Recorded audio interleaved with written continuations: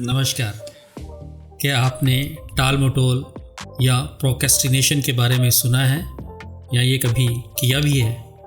क्या आपको पता है टाल मटोल या प्रोक्रेस्टिनेशन करना भी एक कला है?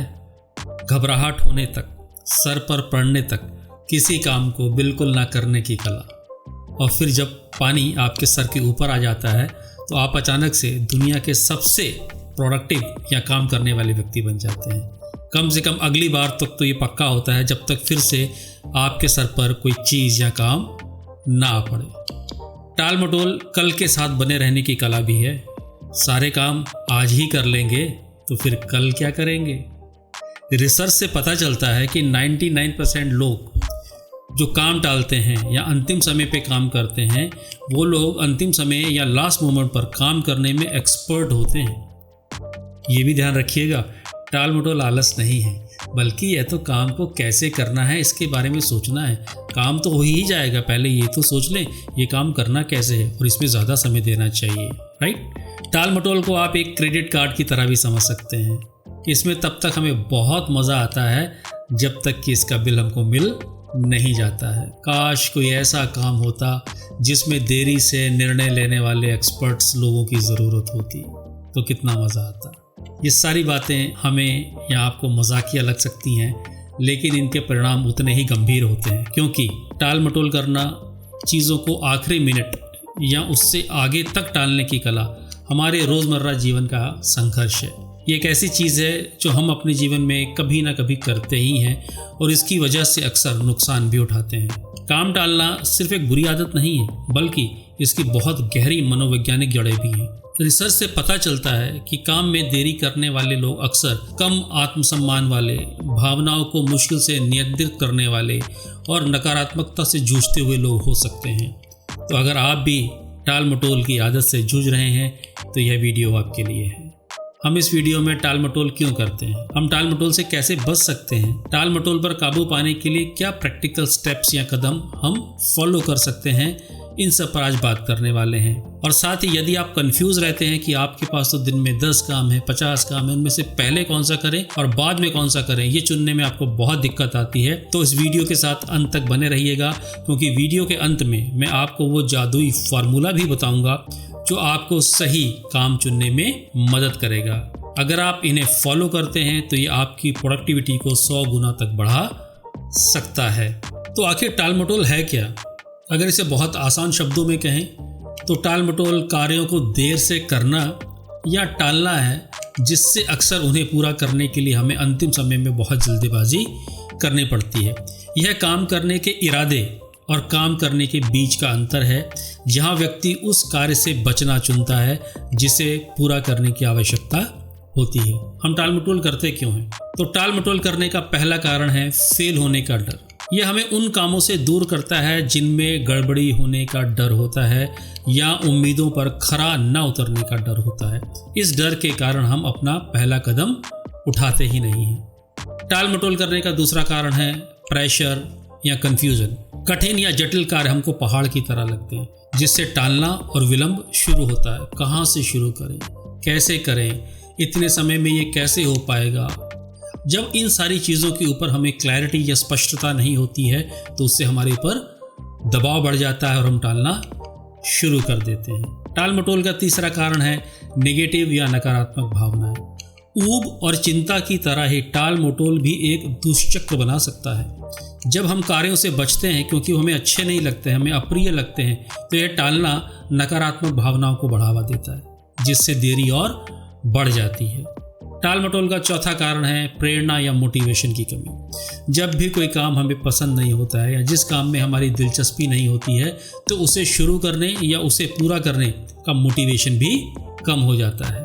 टाल मटोल करने का पांचवा कारण है डिसिप्लिन या अनुशासन की कमी। जिन लोगों में आत्म अनुशासन, टाइम मैनेजमेंट स्किल्स की कमी होती है, उनमें ये आदत ज़्यादा होती है।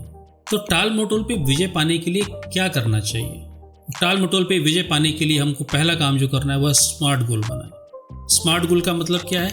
अपने बड़े कार्यों को छोटे छोटे टुकड़ों में बांट लें उनको पूरा करने का टाइम फिक्स कर लें और ये ज़रूर चेक करते रहें कि प्लान के अनुसार आप कहाँ तक पहुँचे हैं, ताकि यदि प्लान में कोई चेंज करना हो, कोई बदलाव करना हो तो आप कर सकें। टाल मटोल को दूर करने का दूसरा तरीका है सबसे महत्वपूर्ण काम को पहचानें और उसे प्रायोरिटी दें।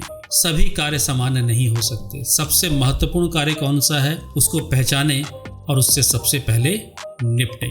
टाल मटोल को दूर करने का तीसरा तरीका है इसे अभी करने का रवैया बनाएं। मतलब ये काम मुझे अभी करना है, ये वाला एटीट्यूड हमको रखना पड़ेगा। हर काम के पहले 5 मिनट ध्यान लगाने के लिए बहुत कठिन होते हैं, खासकर अगर वो काम आपको पसंद नहीं है। तो इसे अगर आपको अभी करना है, इस फोकस के साथ शुरुआत करें और अक्सर शुरुआत के 5 मिनट का फोकस आपको 50 मिनट का काम करने में मदद करेगा। टाल मटोल को दूर करने का चौथा तरीका है डिस्ट्रैक्शन या भटकावों को कम करें। ये बहुत इंपॉर्टेंट है। काम शुरू करते वक्त सोशल मीडिया, टीवी, फोन आदि से कुछ समय के लिए दूर रहें। ये आपका सबसे ज़्यादा ध्यान भटकाते हैं। यदि संभव हो तो काम करने के लिए ऐसी जगह चुनें जहां पर डिस्ट्रैक्शंस और भटकाव बहुत कम हो। टाल मटोल को दूर करने के लिए जो आप 5वां काम कर सकते हैं वो है अपने आप को इनाम दें। जब आप अपने प्लान के अनुसार काम पूरा कर लेते हैं तो उसका जश्न भी बनता है। ये आप में सकारात्मक मोटिवेशन को बढ़ावा देगा और आपको ट्रैक पर रखने में मदद करेगा। बल्कि मैं तो आपको सलाह दूंगा कि आप एक जार में बहुत सारी चिट्स डाल रहे हैं जिसमें आप ये लिख सकते हैं कि अगर आपने काम समय से पूरा कर लिया तो आप अपने आप को क्या पुरस्कार देंगे, और काम को समय से पूरा करने के बाद जार में से वो एक चिट निकालें और उस पुरस्कार को एंजॉय करें।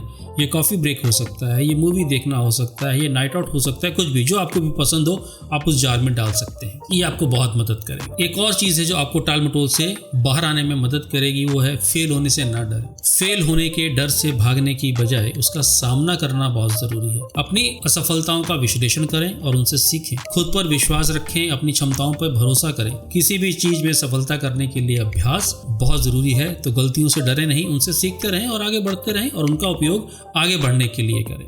ये सारी चीज़ें आपको टाल मटोल से बाहर आने में मदद करेंगी। तो अब बात करते हैं उस जादुई फार्मूले के बारे में कि यदि आपके पास 50 काम दिन में रहते हैं तो कौन सा काम अभी करना है, कैसे चुन सकते हैं। तो इस फार्मूले को हम कहते हैं आइजनहॉवर बॉक्स। आइजनहॉवर अमेरिका के जनरल और राष्ट्रपति रहे हैं और उन्होंने ही ये फार्मूला विकसित किया था, जिसने उनके पूरे बेहद सफल कैरियर में उनका मार्गदर्शन किया था। तो हॉवर कहते हैं कि आप अपने सारे कामों को 4 हिस्सों में बांटिए ताकि ये चुना जा सके कि कौन सा काम कब करना है, कैसे करना है और कौन सा काम नहीं भी करना है। तो पहले भाग में वो काम आते हैं जो अत्यावश्यक और महत्वपूर्ण काम है, या जिन्हें हम कह सकते हैं इम्पॉर्टेंट एंड अर्जेंट वर्क। ये ऐसे कार्य हैं जिन पर हमें तत्काल ध्यान देने की आवश्यकता है और ये हमारे जीवन में लॉन्ग टर्म लक्ष्यों या मिशंस को पूरा करने की दिशा में भी काम करते हैं। जैसे आपके व्यवसाय के काम, आपके नौकरी के काम, आपके घर के काम। इनमें क्राइसिस, डेडलाइंस, प्रॉब्लम्स सब शामिल होती हैं। दूसरे हिस्से या दूसरे भाग में वो काम आते हैं जो अत्यावश्यक नहीं है लेकिन महत्वपूर्ण काम है, यानी इम्पॉर्टेंट है पर अर्जेंट नहीं है। इनकी कोई समय सीमा नहीं होती, लेकिन फिर भी ये काम आपको अपने महत्वपूर्ण पर्सनल और प्रोफेशनल गोल्स को प्राप्त करने में मदद करते हैं। ये काम आमतौर पर रिश्तों को मजबूत करने, भविष्य के लिए योजना बनाने और खुद को बेहतर बनाने पर केंद्रित होते हैं। जैसे अपनी वीकली प्लानिंग करना, अपनी लॉन्ग टर्म प्लानिंग करना, डेली एक्सरसाइज करना, ऐसी किताबें पढ़ना जो हमको जीवन में आगे बढ़ने में मदद करती हैं। ऐसा कोई स्किल सीखना या कोर्स करना जो हमको जीवन में आगे बढ़ने में मदद करता है। इनमें रिलेशनशिप, प्लानिंग और रिक्रिएशन, मनोरंजन भी शामिल होता है। तीसरे भाग में वो काम आते हैं जो अत्यावश्यक और गैर महत्वपूर्ण हैं, यानी अर्जेंट हैं पर इम्पॉर्टेंट नहीं है। इसमें ऐसे काम आते हैं जिन पर हमें अभी ध्यान देने की आवश्यकता होती है, लेकिन ये हमें अपने लक्ष्यों को प्राप्त करने या हमें हमारे मिशन को पूरा करने में मदद नहीं करते हैं। इस भाग में अधिकांश वो वाले काम आते हैं जो रुकावटें होती हैं, जैसे कोई गैर ज़रूरी ईमेल का जवाब देना, गैर ज़रूरी फ़ोन कॉल्स का जवाब देना, सोशल मीडिया पे चिट चैट करना, अचानक तय हुई किसी पार्टी या मीटिंग में जाना। चौथे भाग में वो काम आते हैं जो ना तो अत्यावश्यक हैं और ना ही महत्वपूर्ण हैं, यानी ना तो वो इम्पॉर्टेंट हैं और ना ही वो अर्जेंट हैं। और ये काम आपको आपके दीर्घकालिक लक्ष्यों को पूरा करने में, एक इंसान के रूप में आपके मिशन को पूरा करने में मदद नहीं करते हैं और ये बहुत ध्यान भटकाने वाले होते हैं। जैसे टीवी देखना, बिना सोचे वेब सर्फिंग करना, वीडियो गेम खेलना, फेसबुक, ट्विटर, इंस्टाग्राम पर स्क्रॉल करते रहना, राइट। तो ये 4 तरह के काम हैं जिसमें आपको अपने जो भी 40-50 काम आपको लगता है कि बहुत सारे काम है, इन 4 भागों में इनको बांट लीजिए। तो पहले भाग के जो अत्यावश्यक और महत्वपूर्ण कार्य हैं, मतलब जो इंपॉर्टेंट एंड अर्जेंट काम है, वो जिंदगी में कभी खत्म नहीं होंगे। लेकिन हाँ, हम थोड़ी सी सक्रियता दिखाते हुए भाग 2 में अधिक समय बिताकर इन कामों को कम कर सकते हैं। दूसरे भाग के काम में आपको अपना सबसे ज़्यादा समय खर्च करना चाहिए, क्योंकि ये काम हमें स्थायी खुशी, पूर्णता और सफलता प्रदान करते हैं। ये कार्य हमारा ध्यान आकर्षित नहीं करते हैं और हम आमतौर पे इन्हें हमेशा अपने जीवन में बहुत पीछे रख के चलते हैं।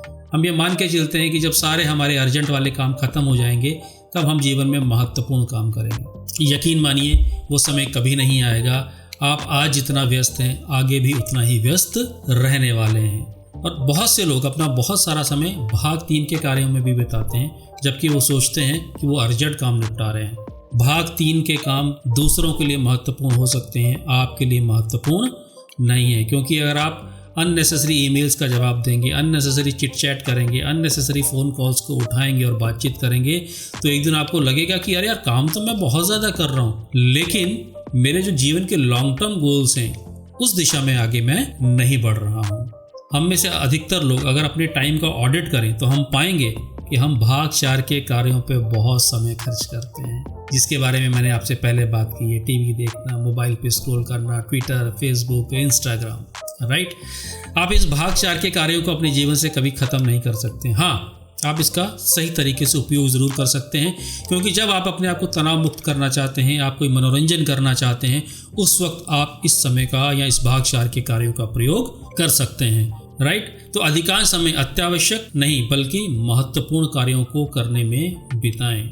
ये आपको ध्यान में रखना है। जीवन में अर्जेंट काम हमेशा आते रहेंगे, लेकिन अर्जेंट कामों के साथ साथ में हमें अपना अधिकांश समय किन में बिताना है? महत्वपूर्ण कामों में, जो भाग 2 में मैंने आपको बताए हैं। यदि आप ऐसा करेंगे तो आपको ऐसा महसूस होगा कि आपको ज़्यादा शांति मिल रही है, आपका जीवन पे ज़्यादा नियंत्रण है, आप संयम की एक नई भावना को महसूस करेंगे और आपको ऐसा लगेगा कि आप वास्तव में प्रगति कर रहे हैं। याद रखें, टाल मटोल केवल टाइम के बारे में नहीं है, यह आपके सर्वोत्तम जीवन जीने के बारे में है। इसलिए टाल मटोल को छोड़ें और काम पर लग जाएं और देखें, जब हम कामों को टालना बंद कर देते हैं तो कितनी अद्भुत चीज़ें हम हासिल कर सकते हैं। तो आप मुझे कमेंट बॉक्स में लिखकर ज़रूर बताइएगा कि इस वीडियो की कौन सी बात आपको सबसे पसंद आई है। उम्मीद करता हूँ ये वीडियो आपको पसंद आया होगा। यदि आप ऐसे ही और वीडियोस देखना चाहते हैं तो चैनल को लाइक, शेयर और सब्सक्राइब ज़रूर कर लें, यदि आपने अभी तक ऐसा नहीं किया है, और बेल आइकन भी दबा दें ताकि आपको नए वीडियोज़ के बारे में जानकारी मिलती रहे। अपना ध्यान रखिएगा। फिर से नए वीडियो में आपसे मुलाकात होगी। शुक्रिया।